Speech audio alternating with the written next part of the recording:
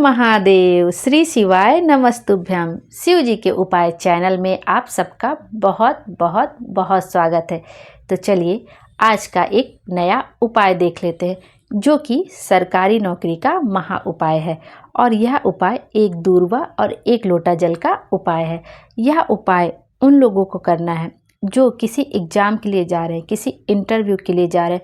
उन्होंने बहुत मेहनत की है, बहुत दिनों से उन्होंने अथक परिश्रम किया है, लेकिन परिणाम उन्हें नहीं मिल रहा है।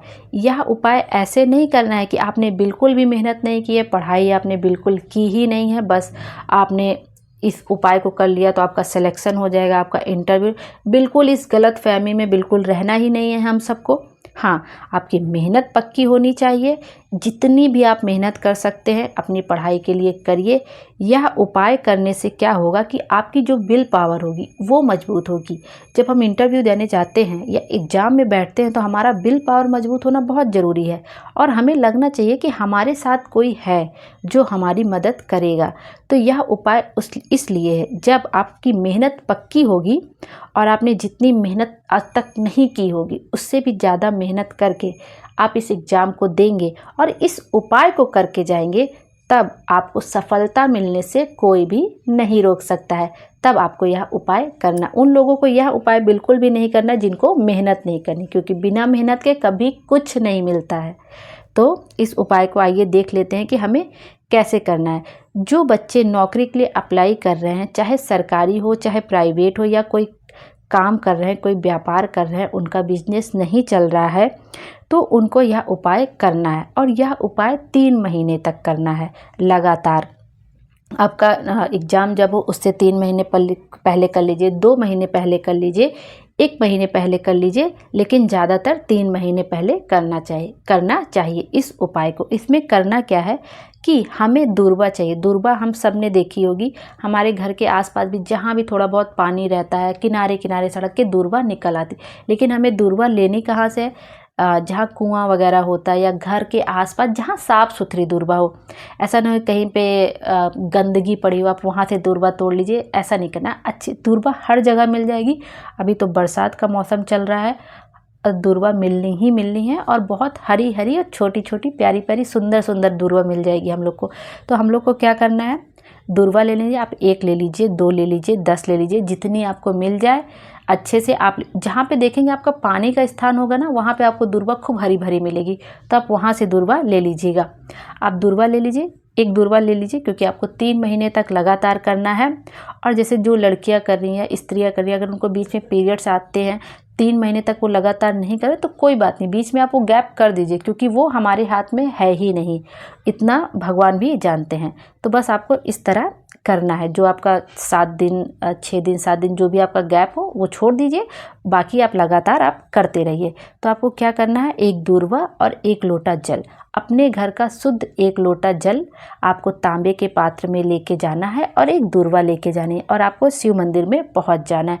वहां जाके आपको क्या करना है कि एक जो आप दूर्वा लेके गए हैं उसको आपको भोले बाबा के ऊपर समर्पित करना है। समर्पित कैसे करना है वो आप ध्यान से देख लीजिए। जो दूर्वा की डंडी होगी, दूर्वा में कई सारी ऐसे पत्ती पत्ती पत्ती निकली रहती है, एक पतली सी डंडी रहती है पीछे। जो डंडी होगी, जो डंडी का मुख होगा वो माता अशोक सुंदरी की तरफ होगा। आपको सबको माता अशोक सुंदरी का स्थान तो पता ही होगा।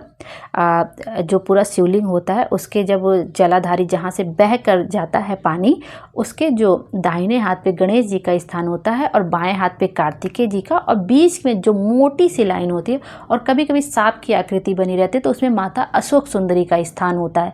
तो वहाँ पे हमें, और जो बीच में होता है जहाँ पे शिवलिंग रखा रहता है वो माता पार्वती का हस्त कमल होता है, कटी भाग होता है, उस पर शिवलिंग रखा रहता है। और जो ऊपर आप कलश देखते हैं जिसमें से बूंद बूंद बूंद बूंद करके जल टपकता रहता है, उसमें महादेव की 5 बेटियां रहती हैं, जया, बिसहरा, शामलीबाई, देवतली, देव, उनका स्थान रहता है। तो इस तरह करना है कि हमें माता अशोक सुंदरी पर जो डंडी का है, जो पतली सी डंडी होती है वो माता अशोक सुंदरी, जिधर जलाधारी का मुख रहता है उधर, और शिवलिंग की तरफ पत्तियों का मुख रहेगा रखना। माता, वो जो दूर्वा आप लेके गए हैं वो माता अशोक सुंदरी पर ही चढ़ाना है।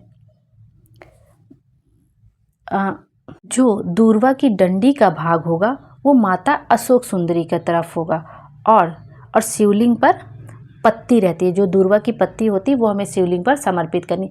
आप ऐसे रखिए कि पत्तियां शिवलिंग की तरफ रहें और वो जो डंडी होगी वो माता अशोक सुंदरी की तरफ उसका मुख रहे। बस इस तरह आपको ध्यान रख के शिवलिंग पर दूर्वा को समर्पित करना है। अब आप अच्छे से समझ गए होंगे कि जो डंडी का मुख होगा माता अशोक सुंदरी की तरफ होगा, जिधर की सांप की आकृति बनी रहती है, जहाँ से जलाधारी बहकर जाता है उधर का डंडी का मुख होगा, शिवलिंग पर पत्तियां होंगी। इस तरह से आपको रखना है कि शिवलिंग की तरफ पत्तियों का मुख। उसके बाद आप जो 1 लोटा जल लेके गए हैं वो धीरे धीरे धार करके आपको पहले दूर्वा चढ़ानी है, उसके बाद 1 लोटा जल आपको धीरे धीरे शिवलिंग पर समर्पित करना है।